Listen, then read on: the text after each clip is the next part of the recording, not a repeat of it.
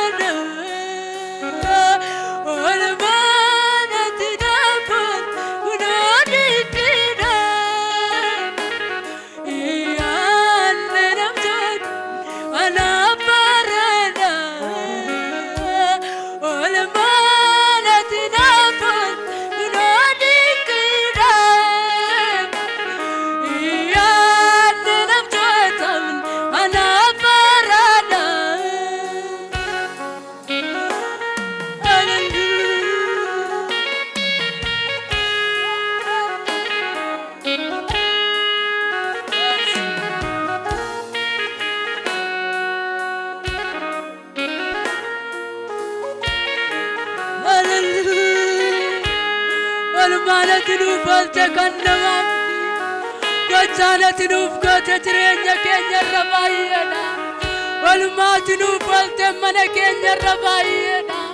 Walmatinu falte lubbu kenya rabayena Abbaye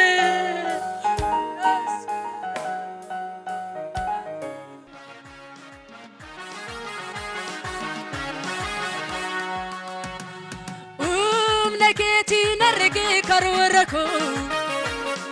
Ijaketi nalale mulataku Naketi narge karwarako Ijaketi nalale mulataku Inilati ulfati dadabama Lakin nasin diduni dandama Naketi narge karwarako Ijaketi nalale mulataku Inni nati ulfati dadabama sin ni do ni dandama ni dandama ni dandama ni dandama ni dandama ni dandama ni dandama umnaketi narge karorako ijageti nilale mullatako umnaketi narge karorako ijageti nilale mullatako inni nati walfati dadabama lakin nasin ni dandama ni dandama ni dandama ni dandama ni dandama ni dandama ni dandama senanke mudain qabu dera dera dawaiki yasaka se sadal qabu madalli dabe gochanki senanke mudain qabu dera dera dawaiki yasaka se sadal qabu madalli dabe gochanki kanaka ketinarga babada kanki sirrita narge sibeka alenyumaki kanaka ketinarga babada kanki sirrita narge sibeka alenyumaki barbade nabe milale kanaka keti jalata makogal ulfinna keti jalata makogalani ulfinna keti jalata makogal ulfinna keti jalata makogalani ulfinna keti senanke mudain qabu neradera dawaiki yesaka se sajal qabu madalli dabe gochanki senanke mudain qabu neradera dawaiki yesaka se sajal qabu madalli dabe gochanki kanaka ketinarga babada kanki sirrita narge sibeka malenyumaki kanaka ketinarga babada kanki sirrita narge sibeka malenyumaki barbade nabe milale kanaka keti